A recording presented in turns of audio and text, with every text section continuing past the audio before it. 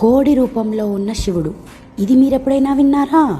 అసలు ఈ పేరు ఎలా వచ్చిందో తెలియాలంటే ఇది మొత్తం తెలుసుకోవాలి. గాయాసురుడనే రాక్షసుడు తీవ్ర తపస్సు చేసి బ్రహ్మదేవుని నుంచి ఒక వరం పొందుతాడు. తనని ఎవరైతే ముట్టుకుంటారో వాళ్ళకి పాపాలన్నీ పోతాయని, మోక్షం కలుగుతుందని. ఇలా జరిగితే భూలోకంలో మొత్తం ధర్మాన్ని అంతరించేస్తాడని చెప్పి దేవతలందరూ భయపడ్డారు. అందుకే బ్రహ్మ, విష్ణు, మహేశ్వరులు కలిసి ఒక ప్లాన్ చేశారు. బ్రహ్మదేవుడు గాయాసురుణ్ణి యజ్ఞానికి ఆహ్వానించి నీ శరీరాన్ని యజ్ఞవేదికగా ఉంచు అని అడుగుతాడు. దానికి గాయాసురుడు ఓకే అని చెప్తాడు.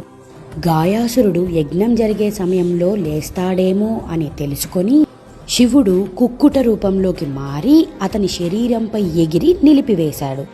అక్కడే గాయాసురుడు అణచబడ్డాడు. ఈ సంఘటన జరిగిన స్థలమే ఈ పిఠాపురంలో ఉన్న కుక్కుటేశ్వర స్వామి ఆలయం.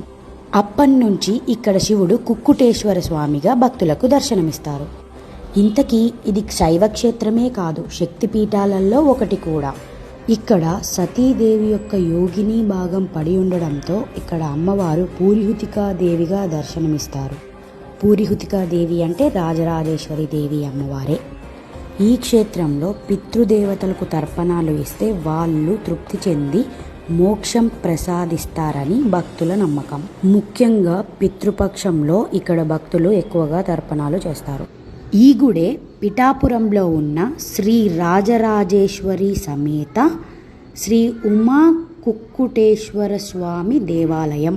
ఇది స్వయంభూ క్షేత్రం అయినందుకు ఇక్కడ శివరాత్రికి, కార్తీక మాసాలలో భక్తులు పాదయాత్రగా వస్తుంటారు.